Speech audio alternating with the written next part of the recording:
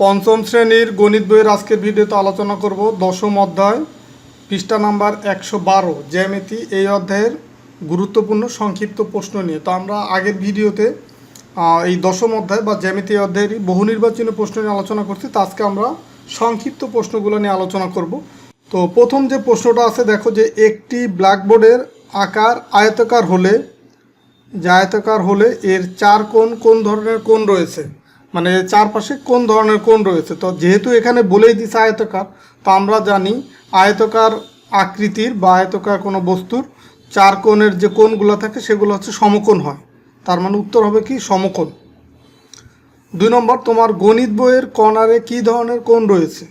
তো গণিত বইয়ের যে কর্নার সেটাও দেখো একটা আয়তাকার হয়, শেপটা বা আকৃতিটা যেরকম হয় একটা আয়তাকার, এই যে বইয়ের আকৃতিটা এরকম হয়। তার মানে যে এই যে চারপাশে যে কোণ, এই কোণগুলো হবে কত, সমকোণ বা 90 ডিগ্রি। 3 নম্বর প্রশ্ন, সামন্তরিকের ক এর সমান কোণ কোনটি। তো ক বলতে হচ্ছে এই যে এইটা, ক এর সমান কোণ।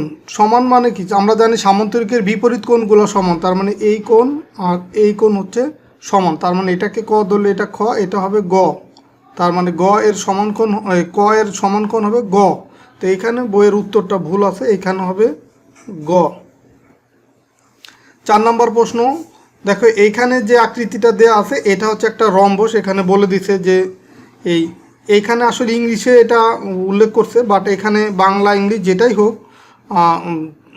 আমরা ইংলিশ মানে যদি জিনিসটা আমরা বুঝি তখন বাংলা বা ইংলিশ যেভাবেই থাক আমরা পারব। তো এখানে বলছে যে এই রম্বসের ঘ ওম গ, এইখানে হচ্ছে ক খ গ ঘ, আর এটাকে বলছে মাঝখানে, এটাকে বলছে ওম।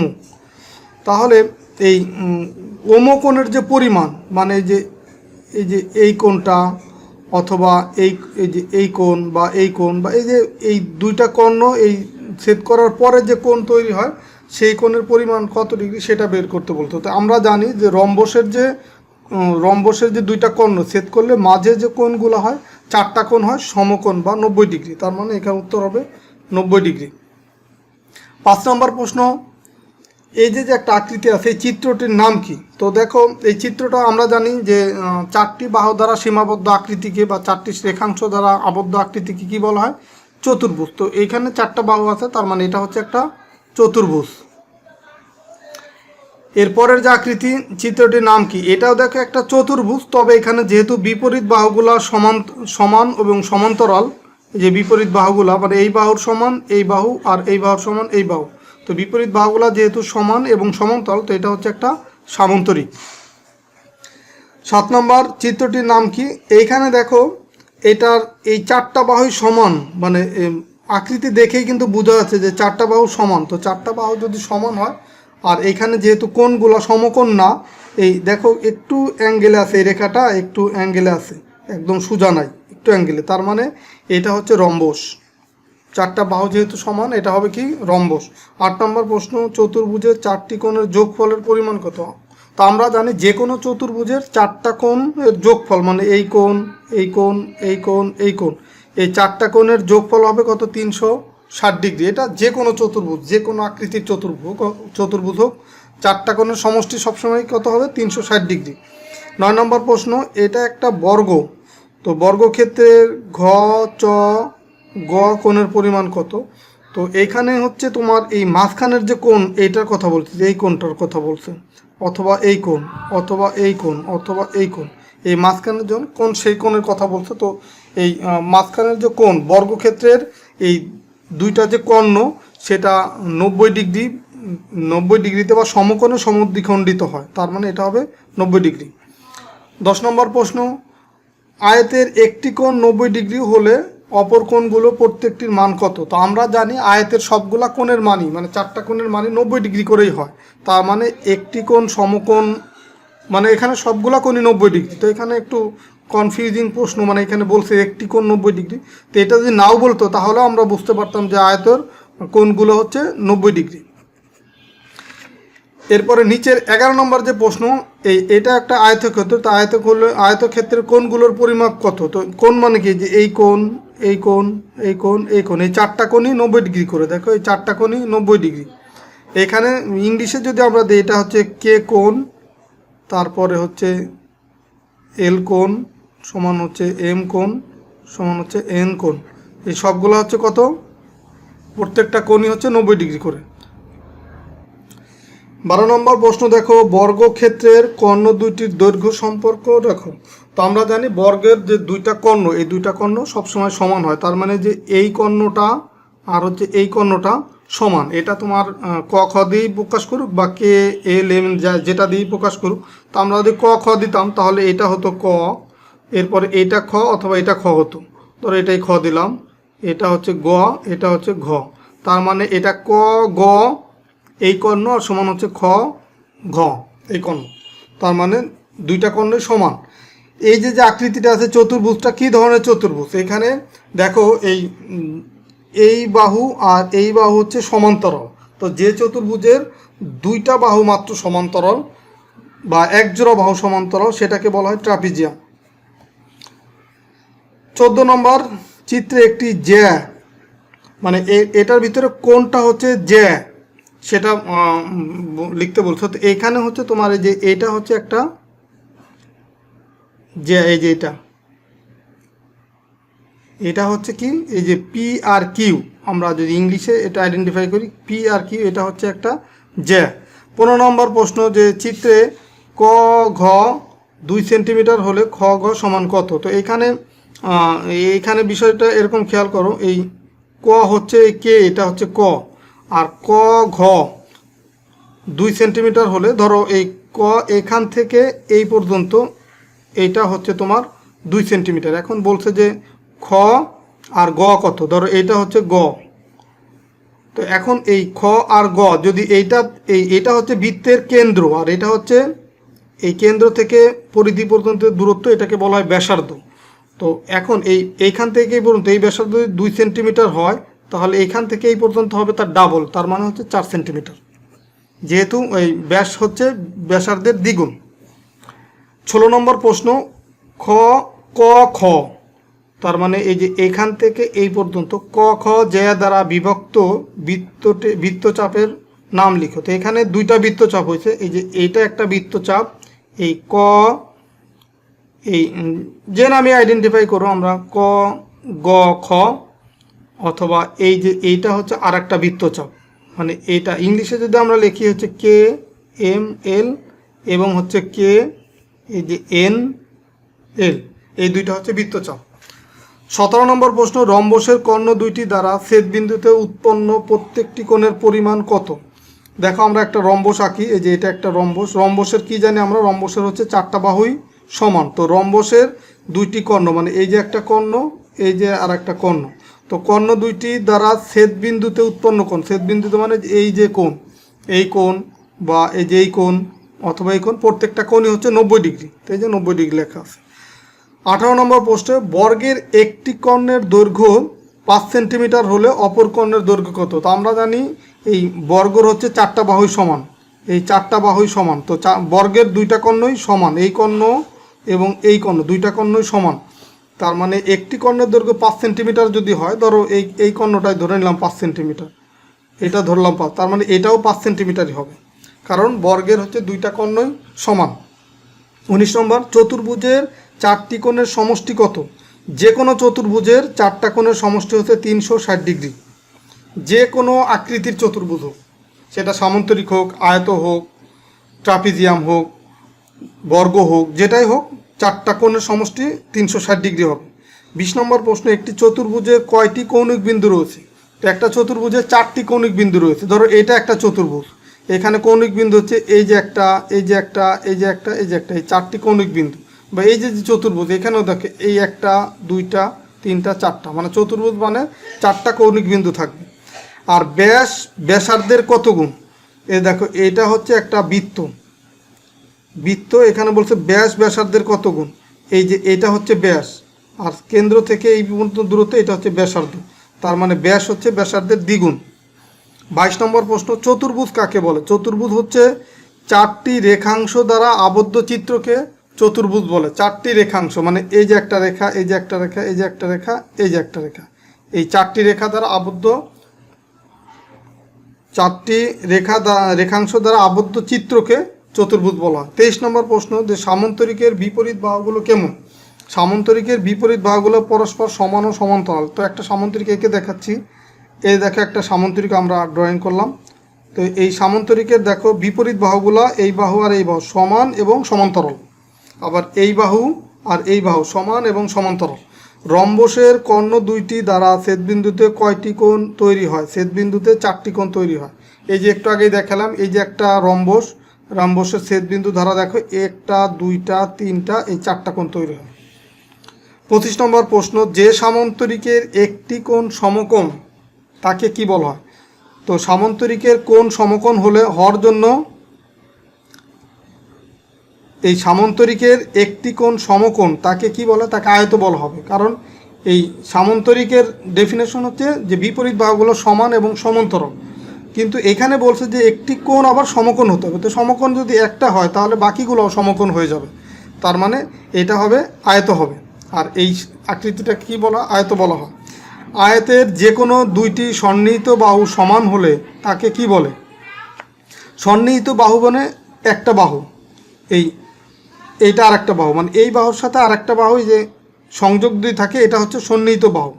তো এখন এখানে বলছে যে আয়তের যে কোনো দুইটি সন্নিহিত বাহু সমান, তার মানে এই বাহু আর এই বাহু যদি সমান হয় তাহলে এই আয়তর এই বাকি দুইটা বাহু সমান হবে। কারণ আয়ত মানে এই বাহুর সমান হচ্ছে এই বাহু, আবার এই বাহুর সমান্তরাল হবে এই বাহু, তার মানে এটা হয়ে যাবে বর্গ। 27 নম্বর যে প্রশ্ন, বর্গের প্রত্যেকটি কোণ কেমন? বর্গের প্রত্যেকটি কোণ হচ্ছে সমকোণ। এই যে একটা বর্গ যদি আমরা ড্রয়িং করি যার 4টা বাহু সমান, তো এই প্রত্যেকটা কোণই হচ্ছে 90 ডিগ্রি বা সমকোণ। 28 নম্বর প্রশ্নটা দেখো, এখানে দেওয়া আছে কি যে বর্গের কর্ণদ্বয় পরস্পরকে কিভাবে দ্বিখণ্ডিত করে? বর্গ মানে হচ্ছে 4টা বাহুই যার সমান। তো বর্গের কর্ণদ্বয়, কর্ণ মানে এইটা একটা কর্ণ, এইটা আর একটা কর্ণ। তো বর্গের কর্ণদ্বয় পরস্পরকে কিভাবে দ্বিখণ্ডিত করে? সমকোণে সমদ্বিখণ্ডিত করবে। সমকোণ মানে কি? এই যে এই কোণগুলো 90 ডিগ্রি হবে, এটা 90 ডিগ্রি হবে, বা এটা 90 ডিগ্রি হবে, বা এটা 90 ডিগ্রি হবে, মানে প্রত্যেকটা কোণই 90 ডিগ্রি হবে। এই মাঝখানে যে ছেদবিন্দুতে যে কোণগুলো তৈরি হবে, তার মানে বর্গের কর্ণদ্বয় পরস্পরকে সমকোণে সমদ্বিখণ্ডিত করে। রম্বসের বিপরীত কোণগুলো কেমন হবে? রম্বসের বিপরীত কোণগুলো সমান হবে। রম্বস একটা এঁকে দেখাচ্ছি। ধরো এটা একটা রম্বস। রম্বস মানে কি? যার 4টা বাহু সমান কিন্তু কোণগুলো সমকোণ নয়। তার মানে এই কোণ আর এই কোণ হচ্ছে সমান, তার মানে বিপরীত কোণগুলো সমান। আবার এই কোণ আর এই কোণ হচ্ছে সমান, তো রম্বসের বিপরীত কোণগুলো সমান হবে। বর্গ এবং রম্বস ও বর্গ সাধারণ বৈশিষ্ট্য কি? রম্বস আর বর্গ, ধরো এটা হচ্ছে বর্গ, এটা হচ্ছে রম্বস, তো দুইটারই সাধারণ বৈশিষ্ট্য কি? সাধারণ বৈশিষ্ট্য মানে এইটারও এই যে বৈশিষ্ট্য, এটারও একই বৈশিষ্ট্য। সেটা কোনটা? সেটা হচ্ছে 4টা বাহু সমান। এটার ক্ষেত্রেও এই 4টা বাহু সমান বর্গের ক্ষেত্রে, আবার রম্বসের ক্ষেত্রেও এই 4টা বাহু পরস্পর সমান। আয়তের প্রতিটি কোণ কত ডিগ্রি? আয়তের প্রতিটি কোণ হচ্ছে 90 ডিগ্রি। বর্গ ও রম্বসের আচ্ছা, আয়তটা তোমাদেরকে এঁকে দেখে। আয়ত হচ্ছে যে এরকম শেপ, যার বিপরীত বাহুগুলো পরস্পর সমান ও সমান্তরাল। তো এখানে প্রত্যেকটা কোণ হচ্ছে কি? 90 ডিগ্রি। এই যে 4টা কোণই 90 ডিগ্রি। 32 নম্বর প্রশ্ন, বর্গ ও রম্বসের কর্ণদ্বয় পরস্পরকে কি করে? মানে এই যে কর্ণ, এইখানে কর্ণ, আবার এই যে কর্ণ, তো এইখানে প্রত্যেকটা কর্ণ বর্গ এবং রম্বসের কর্ণদ্বয় পরস্পরকে সমকোণে সমদ্বিখণ্ডিত করে। মানে এই কোণগুলো হবে কত? 90 ডিগ্রি হবে, মানে সমকোণে সমদ্বিখণ্ডিত করবে। 33 নম্বর প্রশ্ন, বর্গ ও রম্বসের 4 বাহুর দৈর্ঘ্য কি হয়? বর্গ এবং রম্বসের 4 বাহুর দৈর্ঘ্য সমান। জ্যা দ্বারা বিভক্ত বৃত্তের প্রত্যেক অংশকে কি বলা হয়? বৃত্তচাপ বা বৃত্ত। ধরো এটা হচ্ছে একটা বৃত্ত আমরা ড্রয়িং করলাম, বৃত্ত। এটা হচ্ছে ধরো একটা জ্যা। তো জ্যা দ্বারা বিভক্ত বৃত্তের অংশকে, ধরো এইখানে বৃত্তটা, তাহলে এই পাশে একটা অংশ হয়ে গেল, আর এই রেখার এই পাশে আর একটা অংশ হয়ে গেল। তো দুইটা অংশকে কি বলা হয়? বৃত্তচাপ বা চাপ বলা হয়। 35 নম্বর প্রশ্ন, ব্যাস ও ব্যাসার্ধের মধ্যে সম্পর্ক কি? ব্যাস ও ব্যাসার্ধের ভিতর সম্পর্ক হচ্ছে, ব্যাস হচ্ছে ব্যাসার্ধের দ্বিগুণ, এইটুকু হচ্ছে ব্যাসার্ধ, আর এই রেখাটা কেন্দ্র বরাবর যদি আমরা বর্ধিত করে এই পর্যন্ত নিয়ে আসি এটাকে বলা হয় ব্যাস। তার মানে ব্যাস হচ্ছে ব্যাসার্ধের দ্বিগুণ। তো এই হচ্ছে তোমার এই চ্যাপ্টারের সংক্ষিপ্ত যে প্রশ্ন সেগুলো। তো এখানে আরও কিছু আছে, যেমন আমরা এগুলো অবশ্য আগে শিখছি, তারপরেও একটু সামারি বলে দিচ্ছি। যেমন সংজ্ঞা লিখো সামন্তরিক। তো আমরা এইখানে সামন্তরিক, ট্র্যাপিজিয়াম, আয়ত, বর্গ, রম্বস এগুলোর সংজ্ঞা কিন্তু আমরা শিখে আসছি। তো এখানে সেই সংজ্ঞাগুলো অতি সংক্ষিপ্ত প্রশ্ন হিসেবে তোমাদের আসতে পারে। যে সামন্তরিক কাকে বলে? যে চতুর্ভুজের বিপরীত বাহুগুলো পরস্পর সমান। বিপরীত বাহু মানে এই বাহু আর এই বাহু সমান, আবার এই বাহু সমান, তাকে বলা হয় কি? সামন্তরিক। তো দেখো 2 নম্বরে যে রম্বস। তো রম্বস কাকে বলে? যে চতুর্ভুজের প্রতিটি বাহুর দৈর্ঘ্য সমান, মানে এই বাহু প্রতিটি বাহুর দৈর্ঘ্য সমান এবং বিপরীত বাহুগুলো সমান্তরাল, কিন্তু কোণ কখনোই সমকোণ না। এই কোণগুলো সমকোণ না, মানে এই যে কোণ, এই কোণ কোনো কোণই সমকোণ বা 90 ডিগ্রি না, তাকে বলা হবে কি? রম্বস। আর আয়ত কি? যে সামন্তরিকের বিপরীত বাহুগুলো সমান এবং প্রতিটি কোণ সমকোণ, মানে এই বাহু আর এই বাহু সমান, আবার এই বাহু আর এই বাহু সমান, আর এই কোণগুলো হবে কি? সমকোণ। এই 4টা কোণই কি হবে? সমকোণ, তাকে বলা হবে আয়ত। বর্গ কাকে বলে? যে আয়তের সকল বাহু সমান এবং প্রত্যেক কোণ সমকোণ, মানে এই 4টা বাহুই পরস্পর সমান, একে বলা হবে কি? বর্গ, এবং কোণগুলো হচ্ছে সমকোণ।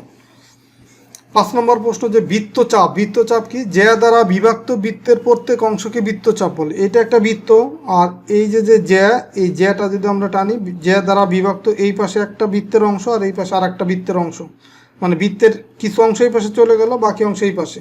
তো জ্যা দ্বারা বিভক্ত বৃত্তের প্রত্যেক অংশকে বৃত্তচাপ বলে। বৃত্তচাপের সংজ্ঞা যদি আসে। ব্যাস কাকে বলে? ব্যাস হচ্ছে বৃত্তের কেন্দ্রগামী জ্যাকে ব্যাস বলে। তো এটা হচ্ছে বৃত্তের কেন্দ্রগামী যে জ্যা, এটাকে বলা হবে ব্যাস। আর বৃত্তের জ্যা কি? বৃত্তের যে কোনো 2টি বিন্দুর সংযোগ রেখা, মানে যে কোনো বৃত্তের যে কোনো 2টি বিন্দুর সংযোগ রেখা। বৃত্তের যে চারপাশে যে রেখাটা আছে, এই যে কোনো 2টা বিন্দুর সংযোগ রেখাকে কি বলা হয়? বৃত্তের জ্যা। চতুর্ভুজ কাকে বলে? চতুর্ভুজ হচ্ছে 4টি রেখাংশ দ্বারা আবদ্ধ বা সীমাবদ্ধ ক্ষেত্রকে চতুর্ভুজ বলা হয়। 9 নম্বর প্রশ্ন কি? বৃত্ত। বৃত্ত একটি আবদ্ধ বক্ররেখা যা প্রত্যেক বিন্দু ভিতরের একটি বিন্দু থেকে সমান দূরে, মানে এই যে ভিতরের যে বিন্দু, এই বিন্দু থেকে এই যে রেখাটা যদি কেন্দ্র করে ঘুরে আসে সমান দূরত্বে, তাহলে এটাকে বলা হয় বৃত্ত। বৃত্তের কেন্দ্র হলে বৃত্তের ভেতরে এমন একটি বিন্দু যা থেকে বৃত্তের উপরে প্রত্যেক বিন্দুর দূরত্ব সমান। এই যে ভিতরের এমন একটা বিন্দু যা থেকে এই বৃত্তের উপরের প্রত্যেক বিন্দুর দূরত্ব সমান, মানে যে এখান থেকে যে একটা রেখাটা নিই সেটাও যে দূরত্ব, বা এখান থেকে এখানে যে একটা রেখাটা নিই একই দূরত্ব। তো এরকম যদি হয় তাহলে সেটাকে বলা হয় বৃত্তের কেন্দ্র, মানে এই মাঝখানের এই পয়েন্টটাকে বলা হয় কেন্দ্র। আর ব্যাসার্ধ কাকে বলে? ব্যাসের অর্ধেককে ব্যাসার্ধ বলে। এই যে বৃহত্তর জ্যা যেটা, সেটা হচ্ছে ব্যাস, আর ব্যাসের অর্ধেক সেটা হবে কি? কে এম বা কে এল, এটা হচ্ছে কি? ব্যাসার্ধ। তো এই সংজ্ঞাগুলো আমরা অনুশীলনী যখন ম্যাথগুলো করছি বা উদাহরণে যে ছিল বইয়ে, কিন্তু আমরা এগুলো আলোচনা করে আসছি। তারপরেও তোমাদেরকে এখানে বলে দিলাম এই কারণেই যে এই প্রশ্নগুলো তোমাদের পরীক্ষায় ছোট ছোট প্রশ্ন হিসেবে আসতে পারে। যে ব্যাসার্ধ কাকে বলে, বৃত্ত কাকে বলে, আয়ত কাকে বলে, ট্রাপিজিয়াম কাকে বলে, এগুলো ছোট ছোট প্রশ্ন হিসেবে তোমাদের পরীক্ষা আসতে পারে। তো ঠিক আছে, সবাই ভালো থাকো, সুস্থ থাকো। আর আজকের ভিডিওর মাধ্যমে তোমাদের এই 10ম অধ্যায় বা জ্যামিতি চ্যাপ্টারের যে সংক্ষিপ্ত প্রশ্ন, সবগুলো প্রশ্নই আমি সমাধান করে দিলাম। আর পরীক্ষায় এর বাইরে কোনো সংক্ষিপ্ত প্রশ্ন আসবে না এই 10ম অধ্যায় থেকে বা জ্যামিতি অধ্যায় থেকে, কারণ জ্যামিতির অধ্যায়ের যত টাইপের সংক্ষিপ্ত প্রশ্ন ছিল বা ছোটো ছোটো প্রশ্ন ছিল আমি সবগুলোই তোমাদেরকে সমাধান করে দিলাম। তো ঠিক আছে, সবাই ভালো থাকো, সুস্থ থাকো, আল্লাহ হাফেজ।